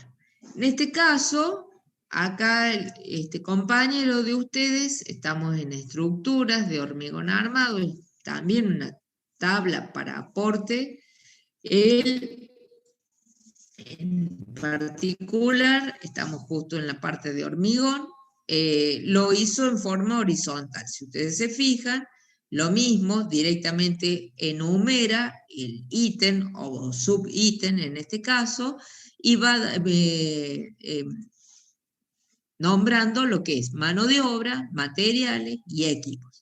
En este caso vemos, bueno, la cantidad, la unidad, cantidad unitaria, yo necesito 1,45 horas de oficial por metro cúbico de este hormigón armado para zapata corrida. Ese es el que buscó él, no sé si está bien o está mal. Lo mismo de ayudante, y así va sacando la cantidad unitaria para una unidad de metro cúbico, después multiplicado por la cantidad que él tenía, me da la cantidad del ítem, y las cantidades totales, en horas, en bolsas, él las lleva, por ejemplo, acá bolsas por 50 kilos, por metro cúbico, por barras de 12 metros, va aclarando después a cuál es la unidad comercial que va a tener, pero no veo que lo haya hecho, debería tener otra columnita más, o sea que esto también a mi criterio no está del todo bien, pero bueno. Después se verá. Por eso les digo, no todos hacen, no siempre estas planillas son correctas. Acá la única particularidad es que yo tengo mano de obra, materiales y equipo, y acá sí es importante porque es un uso muy importante de la mezcladora, en este caso, para hacer ese llenado de esa zapata corrida por metro cúbico, que más que mezcladora sería hormigonera. Entonces acá, porque es para hacer hormigón, una mezcladora es una cosa, una hormigonera es otra. Son bastante parecidas, la prestación es similar, pero las características en cuanto a tamaño y demás son diferentes, porque en una ponen áridos pesados como Granza 1.3, 3.5, y hasta pueden meter piedra bola y en el otro no. O sea, es una mezcladora para hacer mortero. O sea, esa es la diferencia. Sí, no sé si alguien quiere preguntar. Chicos, no se vayan. Vamos a... Profe, Sí. ahí no sé si también iría lo que los encofrados se pondrían, por ejemplo. Sí, acá deberían ir. Que creo que en este caso, bueno, acá Para una no losa, los alcanza la puntales, tabla, esas cosas, ¿no? pero a ver, Vigueta, mira, acá en la parte de losas planas debería haberlo puesto. En realidad, si una zapata corrida no usás mucho encofrado, pero sí, por ejemplo, él puso la armadura, la sacó por kilo, después la llevó a barra, que no está bien, ya lo vamos a ver cómo se hace. Pero acá, por ejemplo, en la parte de las losas, que tiene losas planas, fíjese en este detalle, acá hay algo que hay pésimo, pésimo, y esto pasa siempre, pero está bueno para que lo vean. Él hace una losa plana, una losa. ¿Cuánto tiene una losa aproximadamente si es una losa maciza? 12. De 8 a 12 centímetros. De 8 a 12. Bueno, bien, válido. Estamos todos de acuerdo que puede ser entre 8 y 12 centímetros. ¿Estamos todos de acuerdo? Sí, profe. Bien. Miren lo que pone acá. Pone canto rodado. ¿Saben lo que es el canto rodado? ¿Un tipo de árido grueso? Más que grueso. ¿Qué vendría a ser? ¿No es piedra bola? Es piedra bola. O sea, te hace una losa con piedra bola. Bueno, estas cosas que vemos acá, estas cosas nosotros estamos cansados de ver. Cansados de ver. Es decir, escúchame, ¿no te das cuenta de lo que es un canto rodado? La palabra te lo dice. Una piedra que ya rueda, o sea, que ya va rodando sola. Imagínate si hacía una losa con eso. Por empezar, si me estás hablando de 8 centímetros, ¿a dónde metes eso? O sea, es una cuestión de criterio. Yo puedo entender que ustedes a lo mejor no tengan una noción de la granulometría, pero sí deberían tenerla. Entonces acá se ve todo, se ve toda la falencia. Y bueno, y estamos viendo esto. Por ejemplo, canto rodado. Bien. Y en este caso en particular, el compañero ha puesto las tablas, los clavos, los alambres, los tirantes, pero en el caso de ustedes tienen en el Chandía una parte donde es encofrado y les da un cálculo en función del tipo de elemento estructural que van a encofrar. Si es losa, si es... obviamente que está hecho con todas las... diseño de un encofrado correctamente hecho. Es bochornoso, pero yo he visto encofrados hechos con los palets, o sea, con material, con resto de palets, o sea, el contratista no compra ni siquiera maderas y le falta un par de maderas y allá fueron a parar los palets. Es cosa de no creer, pero bueno, así se construye. Hoy por hoy nadie le importa, nadie controla, pero un buen encofrado, si ustedes lo han hecho en la parte, en las otras materias, ustedes van a ver que tienen hasta las cruces de San Andrés, que tienen los puntales correctamente puestos, que tiene, eso se determina cada tanta cantidad de metros, de acuerdo al tipo de encofrado que estemos haciendo y de estructura que vamos a llenar. Bueno, tiene toda una cuestión que no se puede pasar por alto. ¿Por qué? Porque después... Profe, Sí, ¿puedo acotar algo que hasta Sí. ahora en la carrera nunca nos explicaron a detalle cómo hacer los encofrados? Nunca vimos eso, por ejemplo. cómo encofrar de manera correcta para una losa, para una columna. Está bien. Bien, bien, no es por salir en defensa de nadie, le soy sincera, porque en realidad la facultad no debería darle eso, porque se supone que usted ya lo trae de base. ¿De dónde lo trae de base? De escuela técnica. A lo mejor los programas están un poco desactualizados. Ahora, si es un interés particular de usted, si usted se dedica o le gusta la parte de hormigón, o le gusta la parte estructural, o le gusta la parte de construcción, mínimamente agarrar algún detalle y verlos. O sea, lo puede ver por internet, lo puede ver a través de bibliografías, distintas bibliografías. O sea, ya nace el interés propio, así como cuando les interesa cualquier otra cosa, salen y lo buscan y se cansan de buscarlo y googlearlo por internet. Bueno, esto es lo mismo. En la facultad no hay una formación de 100% que le digan todo lo que usted tiene que saber. Vuelvo a repetir que no es para salir en defensa de nadie. Yo le digo porque a mí también me pasó en su momento cuando me recibí. Nada más que era distinto en que a nosotros los tiraban los libros, pero libros, o sea, en cada materia 2 o 3 libros grandes, gordos, de esos que ya no existen, y vos tenías que estudiarlo, punto. Ahí se terminaba, o sea, no era tan charlado. Ahora ni siquiera eso. O sea, los manejamos con apuntes, que es lo primero que les digo, el apunte es una guía. Ahí tienen la bibliografía, vayan y lean. O sea, eso es una guía. Es como para decir, es como la clase, que tomas apuntes, sí, una guía, a ver qué dijo la profe, nada más. Pero con eso no vas a saber una materia. Yo trato de ser sintética, de no aburrirlos, de lo creativa que puedo ser dentro de mi edad, mi capacitación, mi formación, que esto también a mí no me gusta, que no me voy a cansar de decirlo en cada clase. Bueno, pero volviendo a lo que usted decía, la facultad lo que hace es como mostrarte una biblioteca. Y te dice, esto está acá, esto está allá, este libro lo vas a encontrar acá, esto lo vas... Ya es una necesidad de ustedes cuando salgan a la calle de decir, bueno, por dónde pase y capacitarse en lo que sea necesario. Lo que ustedes no pueden hacer es creer que salen con un conocimiento que les permite hacer todo. Tengan la humildad de preguntar, de asesorarse, preguntar 10 veces, 100 veces, y que la pregunta no pase solamente por preguntarle al albañil. El albañil me dice que esto se resuelve así, me lo dice con una firmeza que yo le creo, y me quedo tranquilo. Y no, después salen las cosas para el diablo, porque a lo mejor esa persona de buena fe lo está haciendo, pero lo está haciendo mal. ¿Se entiende esto? Entonces, empiecen ustedes a tener ese interés y a buscar, bueno, ¿cómo se hace un encofrado?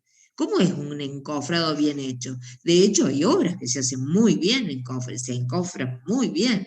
Yo cada tanto, a mí me gusta mucho la arquitectura. Entonces, cada tanto, cuando veo obras muy bien encofradas, le saco una foto, por ejemplo, porque me gusta.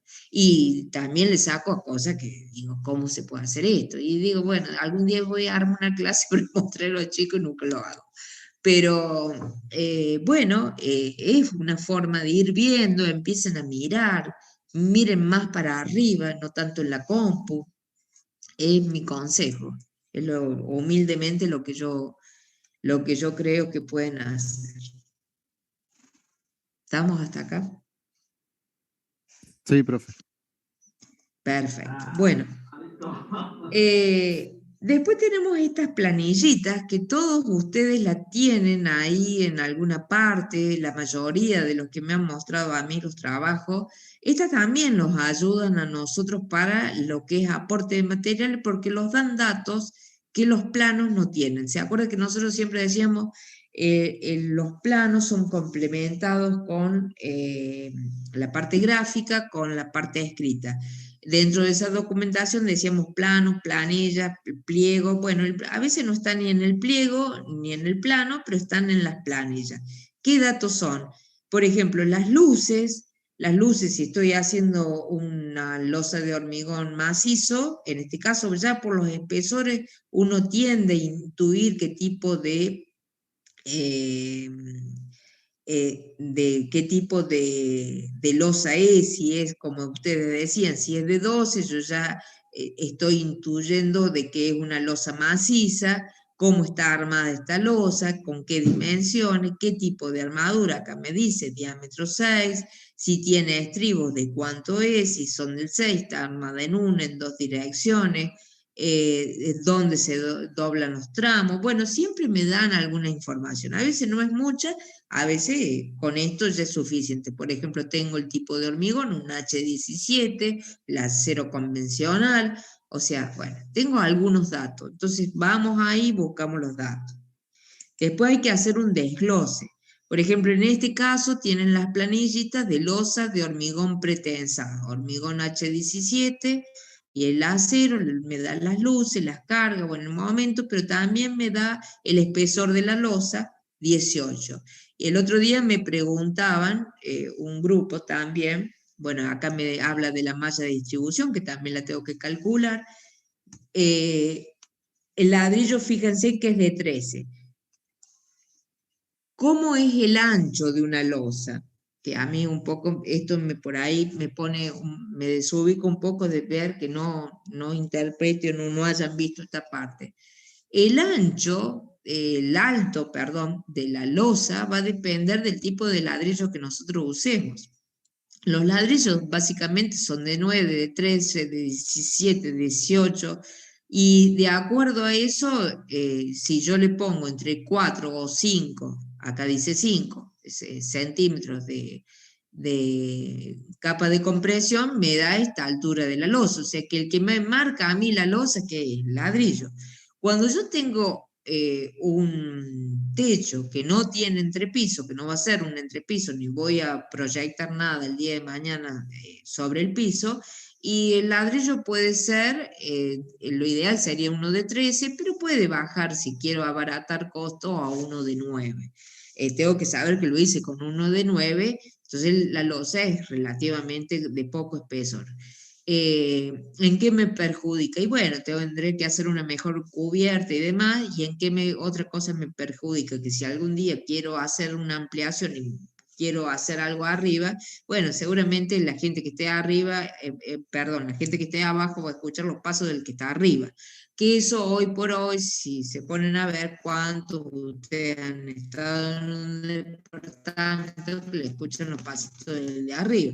Bueno, eso es porque el espesor de las losas no son los correspondientes, no es la cubierta ni la capa, no le han dado espesor a esa losa, vos le das espesor y la haces acústica, o sea, no hay forma de agarrarle, pero bueno, se ahorran 2 monedas en eso, porque como la gente no lo ve cuando va a comprar un departamento, y la verdad que es muy molesto, porque una cosa es cuando uno escucha los pasos durante el día, que a lo mejor ni presta atención, pero otra cosa es cuando uno tiene los horarios o cambiados, o tiene que descansar, y esos pasos, y ni hablar si son tacos, o sea, bueno, ¿quién no vivió esa situación alguna vez?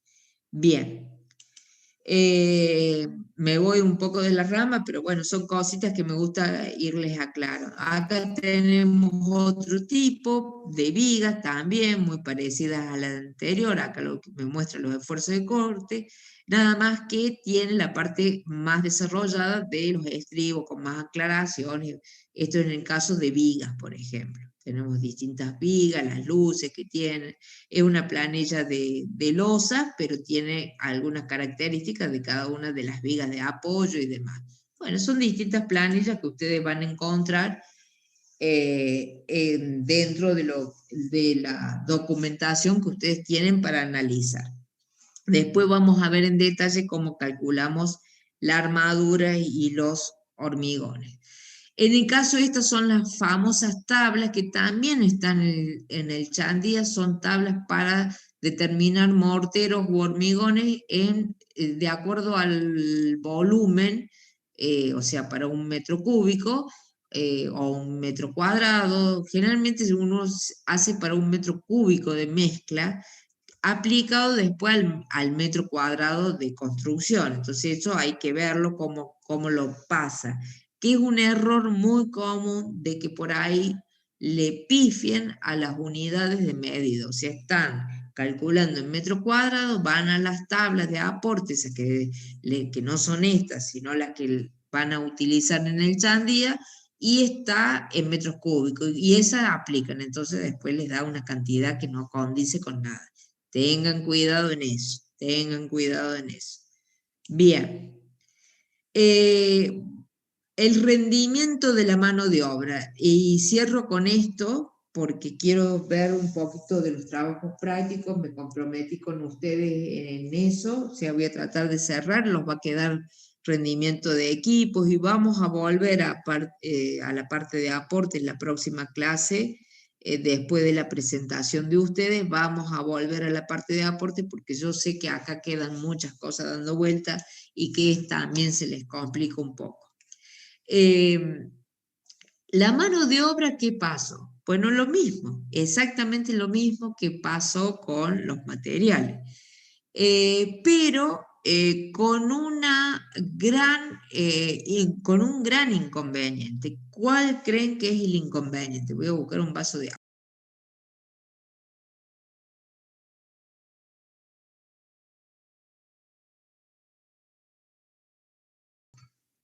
No, profe, estamos. No, profe. A ver, entonces, ¿qué les parece? ¿Qué habrá pasado con materiales? Ya hablamos, hay otros materiales nuevos, hay nuevas tecnologías. Bien, ¿qué habrá pasado con la mano de obra? ¿Qué creen ustedes? ¿Mejoró, empeoró, está igual? En cuanto a Menor del rendimiento. En rendimiento hablo, sí. Yo creo que ha disminuido porque hay menos especialización que antes en la mano de obra. Bien. Por lo menos acá en Argentina la preparación de los obreros no es tan fuerte como la de antes. Bien. Bien, acá el compañero dice que falta preparación por parte de los obreros, mayor capacitación. ¿Y eso Depende, que, en profe, qué? ¿no? ¿Cómo? Que depende con lo que uno cuente, porque si tengo maquinaria, por ejemplo, para pintar con pistola a compresión, ahí, digamos, el rendimiento aumenta, digamos. Bien, también es cierto lo que dice ahí el compañero. ¿Qué piensa el resto?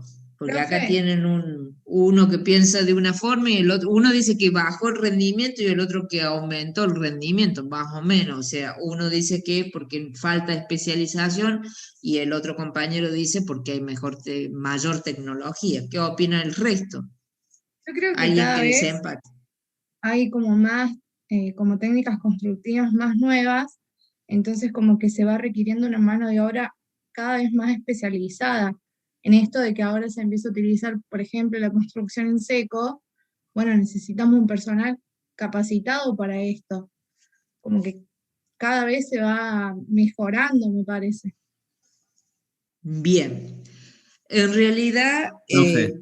sí. Pero para mí la tecnología, si bien avanza, también avanza para que, digamos, uno la pueda usar con más facilidad. A lo mejor un pintor que pintó con rodillo toda su vida tiene mucho más técnica que un chico con un soplete que capaz, no sé, solamente es una técnica de mover el soplete. Digamos que la tecnología aporta que esa tarea se puede resolver más fácil.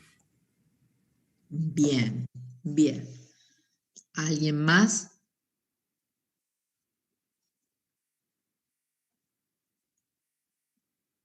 ¿Alguien más que quiera opinar?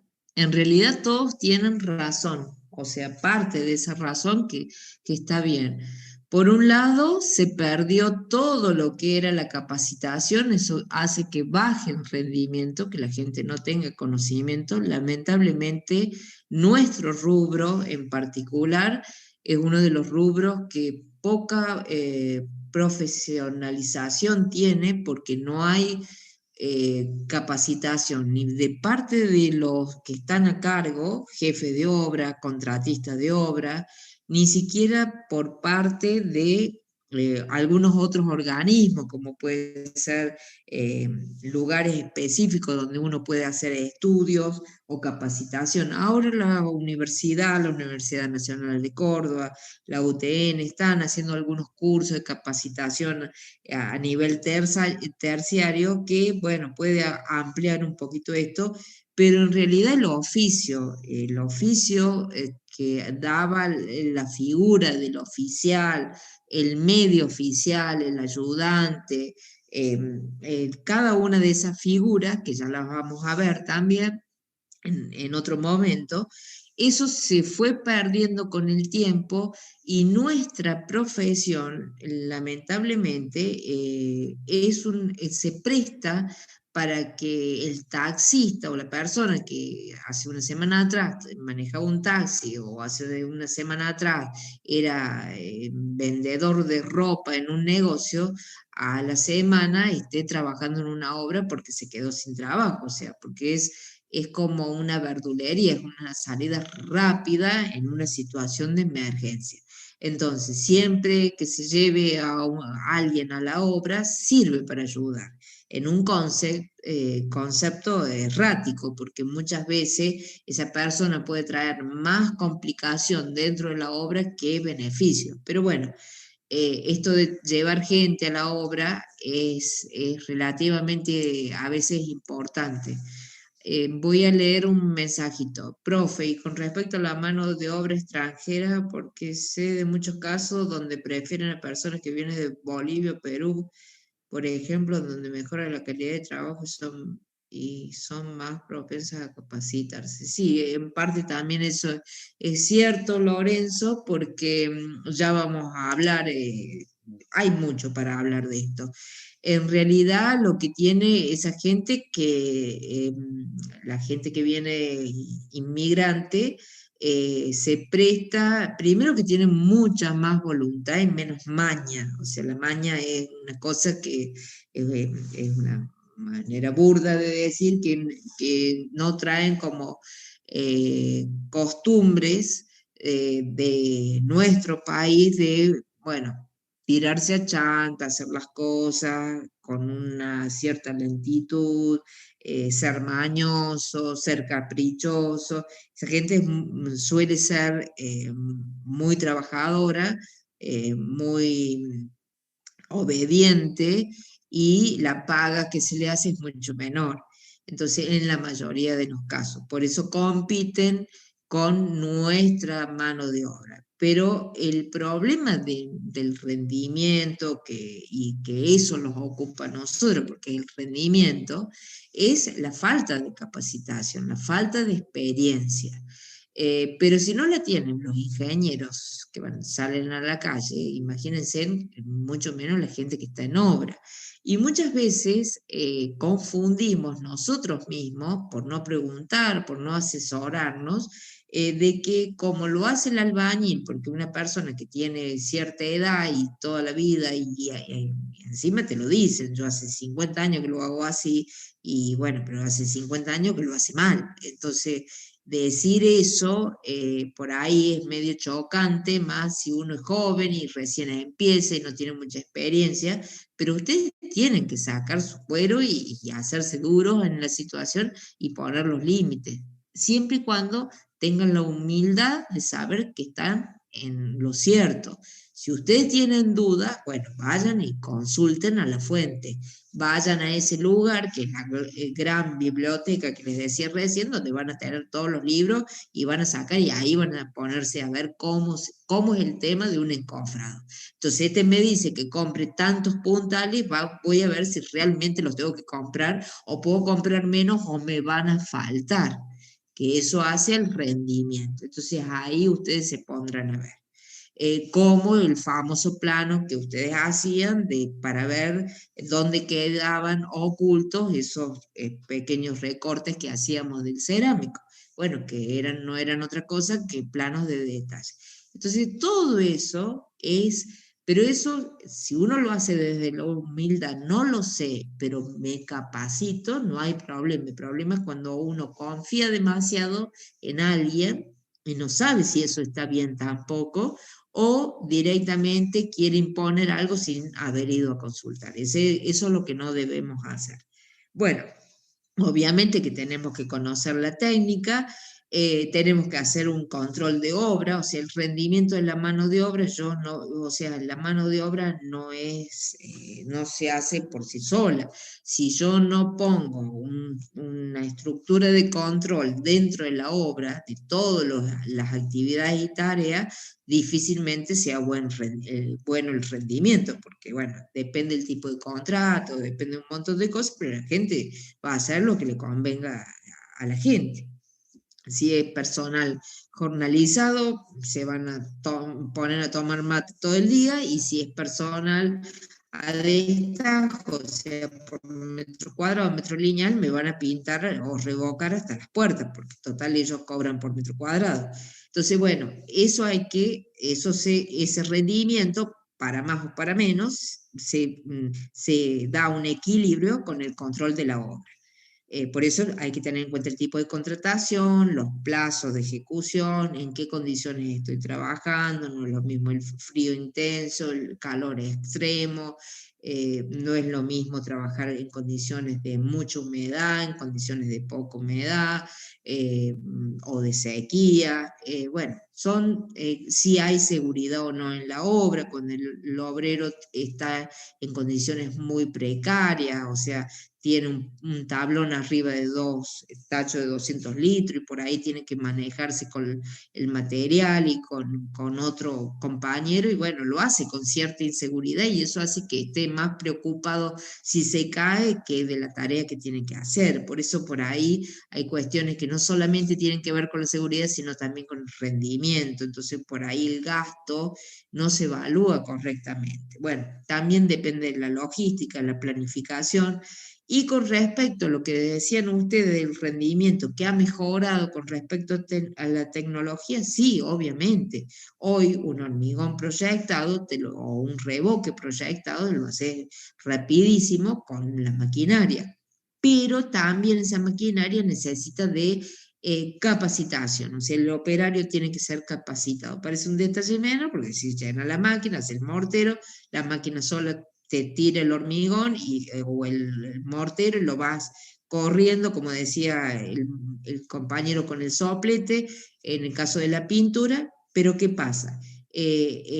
Vos podés pintar bien, mal, podés dejar las máquinas sucias, podés manchar otros elementos que es muy costoso después quitar. Si supongamos que esté pintando y ya están los muebles de cocina colocados, y los mancho a todos porque la pintura es roja y el mueble es blanco. Cosas, detalles que parecen una tontería, chicos, pero pasa. Entonces hay que tener en cuenta todo eso.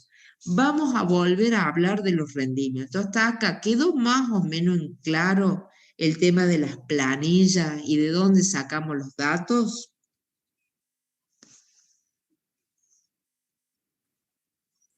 Sí, profe. Sí, profe.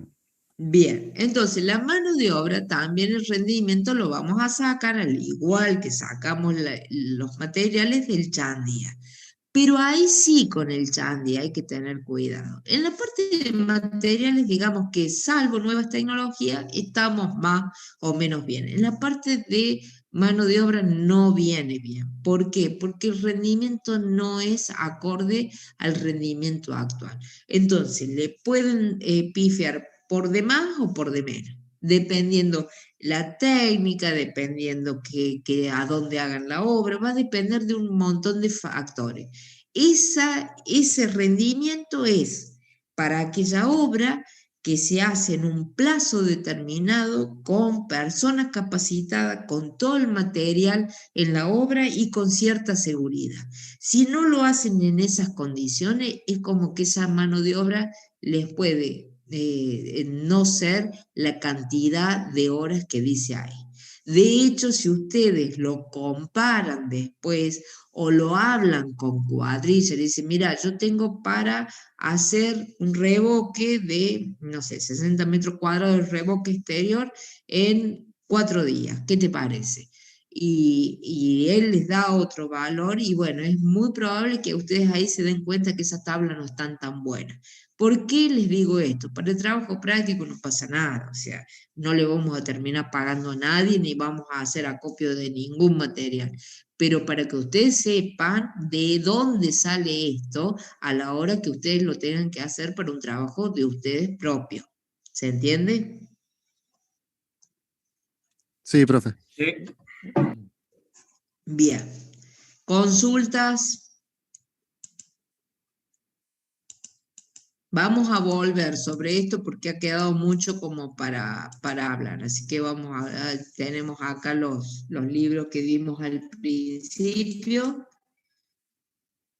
Y vamos a hablar un poco de la presentación del trabajo práctico 1, antes de ir a las consultas, que ya me quedo directamente con los grupos. Vamos a hablar de la presentación del trabajo práctico 1. La semana que viene nosotros les vamos a subir, ¿qué te parece, Seba? Lo podemos hacer el viernes a la mañana, creo, ¿no? Subir, ¿qué cosa? Los grupos que van a presentar presentar? ese día, claro. Bien, perfecto, sí, indicarles el viernes a la mañana. Bien, entonces el viernes a la mañana por autogestión les vamos a decir de qué grupo hasta qué grupo va a hacer la presentación ese día.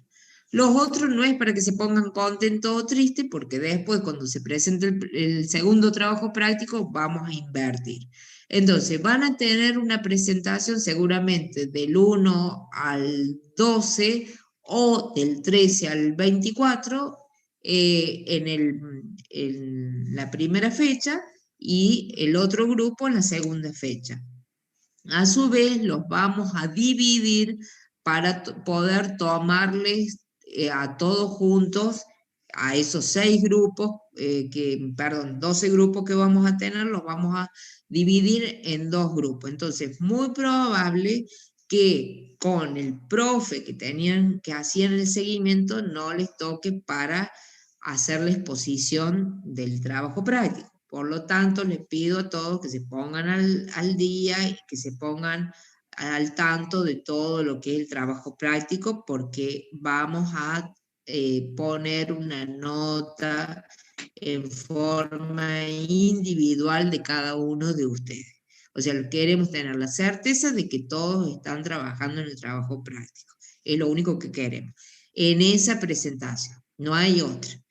Aquel que no participó, no vino, estuvo ausente o le pasó algo o lo que sea, después tendrá que ir al recuperatorio de ese trabajo práctico. ¿Quedó claro? Sí, profe. Sí, sí. Es un trabajo práctico que pese a las consultas, que pese a todo, por ser el primero y porque ustedes recién están entendiendo todas estas temáticas, que no es difícil, lleva mucho tiempo y es muy laborioso, hasta que le agarran la mano. ¿Eso qué significa? Que van a tener seguramente todos los grupos que ir a corrección. Seguramente van a tener que hacer correcciones porque en base es la base para hacer el trabajo práctico 2 y a su vez el 2 es la base para hacer el trabajo práctico 3. Eso no tiene que ser un tema de frustración porque es imposible que no tengan cosas para corregir. ¿Se entiende esto también? Sí, profe. Sí, profe. ¿Por qué digo esto? Porque debe decir, profe, si nosotros vinimos consulta, tal vez, tal día, tal otro día, tal otro día, tal otro día, pues estuvieron todos los meses de consulta y lo mismo tienen que ir, y sí, lo mismo tienen que ir a correcciones. ¿Qué quieren que les diga? O sea, si hay cosas que están mal, las van a tener que corregir. O sea, no es un capricho, sino que lo que pretendemos que no se traben después, porque si lo dejamos pasar y así mismo muchas cosas pueden que se pasen, lo dejamos pasar, ¿qué pasa? Después ustedes van a fracasar en el trabajo práctico 2, porque van a ir arrastrando ese error. La presentación de ustedes tiene que hacerse el día viernes a la mañana para que nosotros contemos con el trabajo práctico.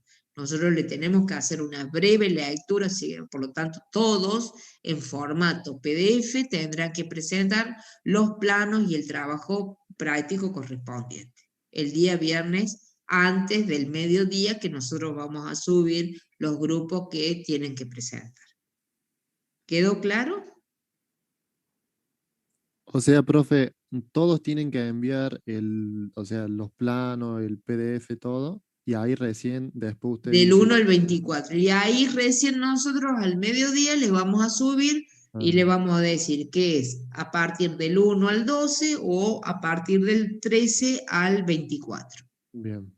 Y con qué profe van a tener que exponer.